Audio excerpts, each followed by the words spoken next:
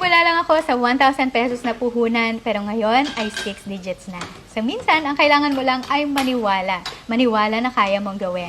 Alam niyo ba na ang tanging gamit ko lang noon ay ang aming 5-year-old na printer at isang gunting. Pero dahil na rin nagtuloy lang ako kahit na minsan pinanghihinaan na ako ng loob at maraming kailangan gawin bilang homeschooling at stay-at-home mom, pinagpatuloy ko lang. So ngayon, mula sa 1,000 pesos, kumikita na ako ng 6 digits. I hope you will see this as an encouragement dahil gaya nyo, nangarap lang din ako na makatulong sa aming finances. Pero importante na meron tayong community na makukuhanan ng lakas kapag nangihina ka na. Makukuhanan ng inspirasyon kung ubos na ang iyong motibasyon. Kaya sama ka na sa Papers to Profit so hindi mo to pagsisisihan dahil handa namin ituro lahat ng mga ginawa namin kung paanong mula sa 1,000 pesos ay ngayon ay kumikita na ng 6 digits.